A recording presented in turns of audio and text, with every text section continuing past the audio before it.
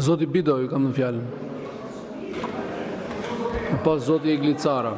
Të nderuar kryetar, të nderuar koleg, Zoti Noka, e keni marrë fjallën? po diskutojmë 2 orë në lidhje me një problem i cili po na rezulton se është problem semantik.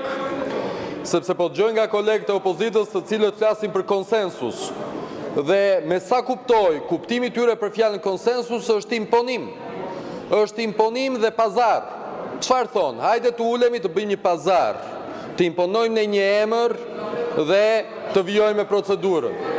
Dhe nuk e kuptoj se çfarë konsensusi më të lartë mund të ketë, se sa t'i ofrosh mundësinë opozitës që të sjelli kandidaturat prej të cilave shumica do të votoj avokatin e ri të popullit. Ky është konsensusi i mirëfillt, por opozita nuk do këtë. Opozita do imponim. Dhe për të kuptuar që ky problem semantik vjen si pasojë e problemit të madh me gjuhën shqipe që ka kryesia e kësaj partie, mjafton të dëgjojmë pak më parë në këtë seancë se si fjalës ignorancë ju dha një tjetër kuptim nga ajo çfarë ka gjuha shqipe, ku ignorant vlerësohet ai i cili ka dieni të cekta, ai që është i pakdhendur, ai që është ignorant në politikë, madje thot fjalori i gjuhës shqipe, që besoj se i shkon shumë për shtat në fakt thënësit, folësit të asaj ndërhyrjeje, i cili shkon deri në pikën sa të përmendin këtë seancë dhe të vdekur. Dhe këtu vjen problemi. Vjen problemi se kjo opozit nuk do konsensusin. Kjo opozit nuk di çfarë bën në mëngjes, ku shkon në drek e ku përfundon në darkë. Kjo opozit është keq në histori, është tmerr në matematik, ishte skandal në qeveri e është beter në opozit. Sepse kjo opozit nuk di se kë mbështet, çfarë mbështet e kur e mbështet. Dhe kësaj ne nuk kemi çfarë t'i bëjmë. Sepse do të na dalin nesër që do të ndrojmë prap mendim një orë para, do të thonë që atë që propozuam vetë nuk e duam dhe kjo shumicë nuk do di çfarë të bëj. Prandaj në emër të këtij konsensusi që i është dhënë opozitës, që të sjell emrat e kandidatëve, të cilët tashmë janë depozituar. Janë depozituar sipas përcaktimeve të ligjit të avokatit të popullit, që thotë që 28 mbështetës ka nevojë një kandidaturë që të hedhë në votim. Ka ardhur momenti që ne të hedhim në votim 6 kandidaturat e propozuara nga opozita dhe të zgjidhet avokati i ri i popullit. Faleminderit. Fjalën e ka Zoti Flamur Noka, pas Zoti Iglicara. Ndjes Zoti Cara, po e ka kërkuar më parë.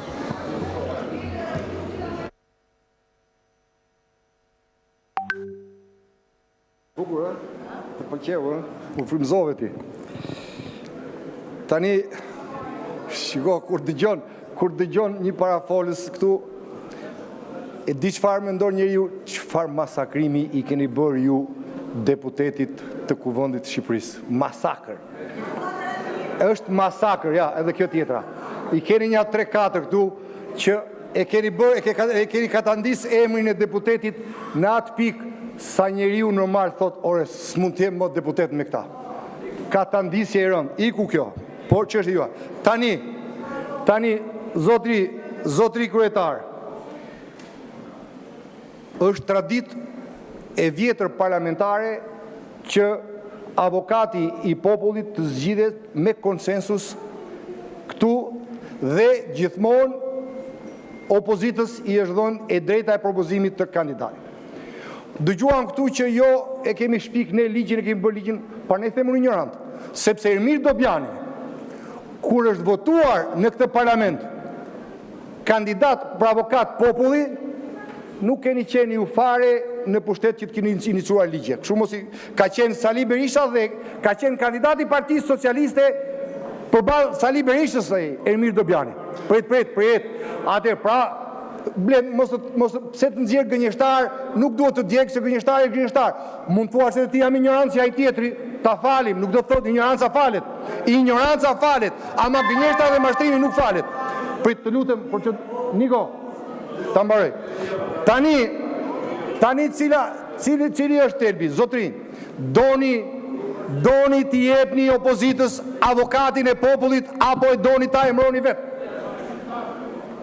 Po që se ju doni t'a jepni opozitës, procesi futet në ullin institucional. Me datën 2 dhjetor, grupi parlamentar ju ka dërguar një njoftim. Ta përfundoj fjalën, ishte për procedurë 3 minuta. Po, me datën 2 dhjetor, pasi Komisioni Ligjeve vendosi që nuk mundet një deputet të firmos më shumë se një emër, grupi parlamentar ka dërguar një kërkesë për tërheqjen e gjitha firmave për çdo pretendent për kandidat. A ju doni lepurin e Surrelit? Sepse duhet t'i bëj avokatin Surrelit dhe partisë dhe jo avokatin e popullit. Është çështje juaja, zgjidhni ju, por jo ne. Avokati do jetë i partisë dhe i Surrelit, por nuk është avokati i popullit. Ndaj vendosni. Edi Rama ju ka ardhruar të rëmbeni çdo gjë keni rrëmbyer. Ju nuk njihni limit. Rëmbeni para, rëmbeni taksa, rëmbeni njerëz dhe zhdukni. Ju nuk njihni gjë në rrëmbim. Ju çdo gjë rëmbeni. Rëmbeni dhe këtë, por nuk ka lidhje me opozitën.